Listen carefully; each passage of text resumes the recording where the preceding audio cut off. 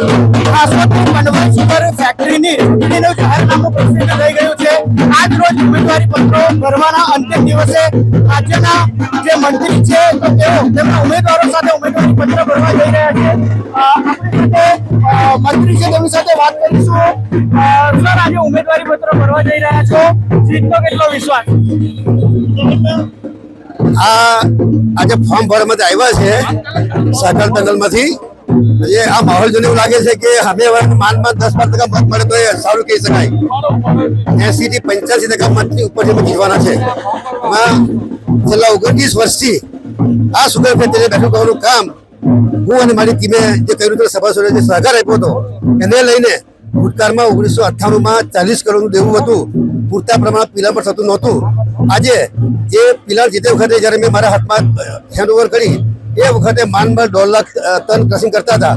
આજે પૂરેપૂરું 5 લાખથી ઉપરનું ક્રશિંગ કરીને આ ફેક્ટરીને શરૂઆતમાં 98 થી 2002ના ગાળામાં જે 40 કરોડ દેવું હતું એને 4 વર્ષમાં 10-10 કરોડ કરીને ભરીને ફેક્ટરીને રહેવામાંથી મૂટ કરી છે। આજે પણ એક પણ કાણી પૈનું દેવું સુગર ફેક્ટરી પાસે નથી, એક પણ કાણી પૈની લોન પણ બોલતી નથી। ત્યારે મને કહેતા આનંદ થાય છે કે છેલ્લા 29 વર્ષથી જે ખેડૂત મિત્રોએ જે સાથ સહકાર આપ્યો છે અને આ ફેક્ટરીને ઊંચા લાવવામાં જે મદદ થયા છે ત્યારે આ તમામ સભાસદ મિત્રોને ખૂબ આભાર માનું છું।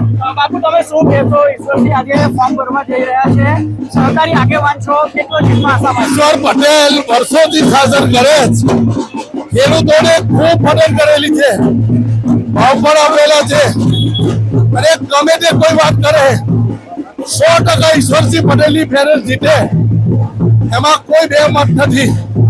આજે ઈશ્વરસિંહ પટેલ સહકાર પેનલના ઉમેદવારો સાથે ઉમેદવારી પત્ર ભરવા જઈ રહ્યા છે ત્યારે તેમણે પોતાની જીતનો જે છે તે આશાવાદ વ્યક્ત કર્યો છે। આપણી સાથે દક્ષિણ ગુજરાતના સહકારી આગેવાન રાજુભાઈ છે। રાજુભાઈ, સમગ્ર દક્ષિણ ગુજરાતની જે સહકારી મંડળીઓ છે તેમાં એક રીતે ભાજપનો દબદબો જોવા મળી રહ્યો છે।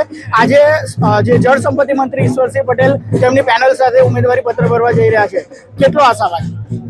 સ્વર્ગસ્થ ઠાકોર કાકાના પરિવારની સમગ્ર તો દક્ષિણ ગુજરાતમાં સહકારી ક્ષેત્ર અને રાજકીય ક્ષેત્રમાં જે વિશ્વસનીયતા છે એ વિશ્વસનીયતા આ જન સૈલાબ સમર્થનમાં ઉમટેલું છે, એના પરથી જ તમે જોઈ શકો છો। અને કંઈક કેટલા વિઘ્ન સંતોષી લોકો ઉમેદવાર માટે ઘણા પ્રયત્ન કરે છે, પણ મને ચોક્કસ આશાવાદ છે કે એ લોકોને ઉમેદવાર પણ નહીં મળશે। અને ઈશ્વરભાઈ પટેલ સાહેબનું જે નક્ષીસ પ્રમાણિકતાથી સુગરનો વહીવટ અને સુગરનો ગ્રોથ આ વિસ્તારના ખેડૂતોએ અનુભૂતિ કરી છે, એટલે જીતવામાં કે લગભગ મારું જે માનવું છે તો મોટે ભાગની બેઠકો છે એ બિનહરીફ થશે। કદાચ વિઘ્ન સંતોષી લોકો ઇલેક્શન કરાવવા માંગતા હોય 2-4-5 બેઠકો પર કરાવશે, પણ પરિણામ એક તરફી છે, નિશ્ચિત છે। સમગ્ર તો ખેડૂત આલમનો ઈશ્વરભાઈ પટેલ સાહેબની પેનલને જંગી સમર્થન છે, એમાં કોઈ શંકા સ્થાન નથી। આપણી સાથે સુગરના વાઇસ ચેરમેન છે, તમે વાઇસ ચેરમેન રહી ચૂક્યા છો, કયા મુદ્દાઓને આધારે સભાસદો તમારી તરફે એમાં મતદાન કરશે? અમારા મુદ્દા સ્પષ્ટ છે। ઈશ્વરસિંહ પટેલના નેતૃત્વની અંદર અમારા મુદ્દા એટલા સ્પષ્ટ છે કે જો કોઈ અત્યાર સુધીમાં ઈશ્વરસિંહ પટેલને કોઈ ડાઘ નહીં મળે સર એમના વહીવટમાં, અને અમારા ખેડૂતો સાથે ખેડૂતના સંપૂર્ણ પ્રશ્નોને નિકાલ કરવા માટે ઈશ્વરસિંહ પટેલ કટિબદ્ધ રહી છે। જે રમેશભાઈ, ઈશ્વરસિંહ પટેલ ફોર્મ ભરવા જઈ રહ્યા છે, કેટલો આશાવાદ?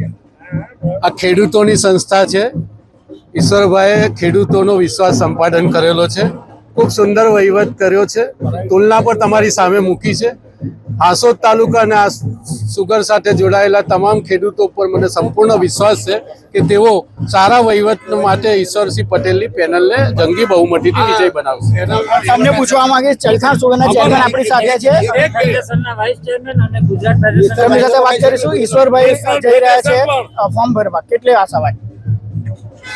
ફોનભાઈ સુગરની વાત કરીએ તો ઈશ્વરભાઈના આવ્યા પછી જે રીતે એણે પ્રગતિ કરી છે, ઇથેનોલ પ્લાન્ટ નાખ્યો, ડિસ્ટિલરી નાખી, અને જે રીતે પાછલા વર્ષોમાં સંસ્થાની કેપેસિટી પણ વધારી છે, એ રીતે આ વિસ્તારના તમામ સભાસદો ઈશ્વરભાઈ પટેલની સાથે છે।